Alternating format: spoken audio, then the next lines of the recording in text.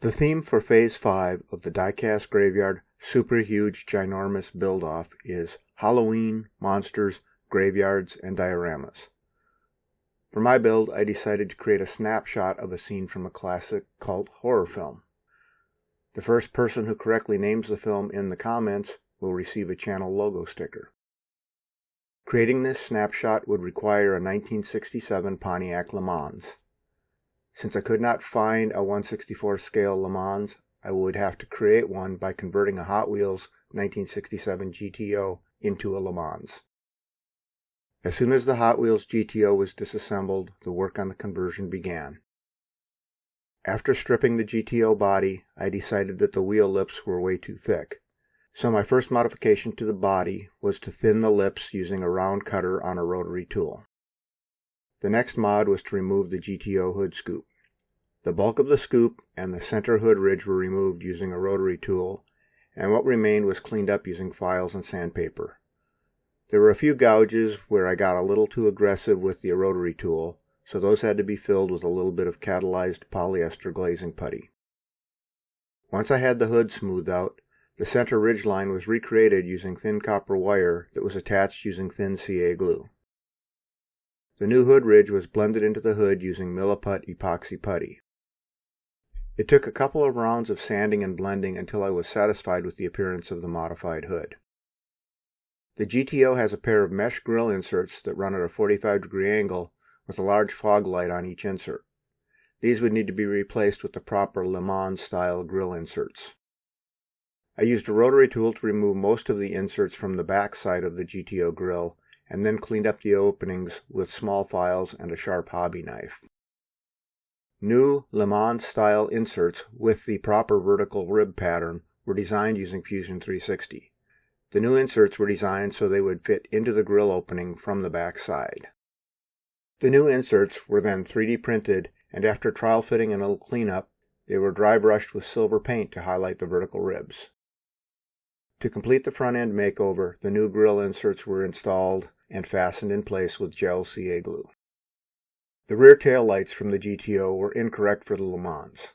Also, the rear valance panel on the Hot Wheels GTO was chrome and molded as a part of the rear bumper, which would be incorrect for both the GTO and the Le Mans.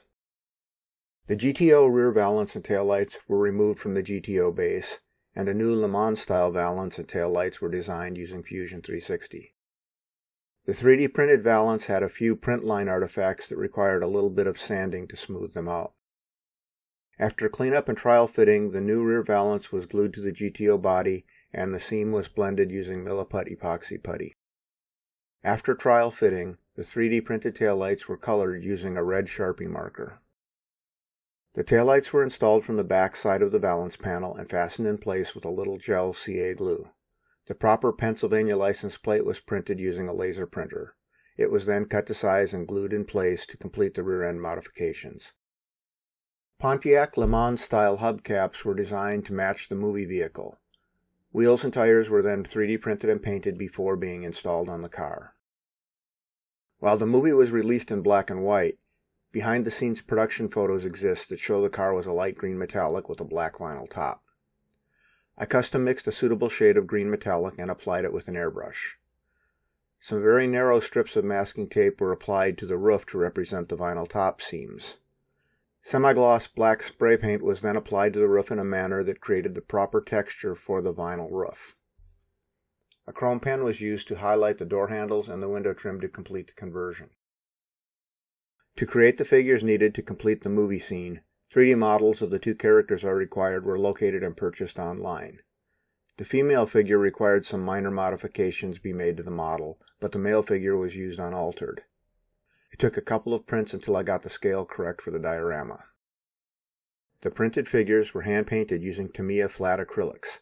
The colors were custom mixed while painting. In the lead-up to the snapshot depicted in my diorama, the female character trips and falls, losing her shoes. So I had to have some tiny shoes as well. They were designed using Fusion 360. The shoes were 3D printed, cleaned up, and hand-painted using flat acrylic paint. As the scene takes place in a graveyard, an assortment of headstones and grave markers would be needed. A number of styles and sizes were designed using Fusion 360. After 3D printing, they were cleaned and spray painted with various shades of gray and black to give them the appearance of different types of granite. They're coming to get you, Barbara. I made the base for my diorama from a piece of 1/4-inch thick Palite PVC sheet that was cut slightly smaller than the base of the display case I intended to house the finished diorama. The surface of the Palite base was filed and sanded to create a raised roadbed and give the grass areas a slightly irregular surface. Assorted model railroad scenery supplies were used to finish detailing the base. Thanks for watching. I hope you liked the build.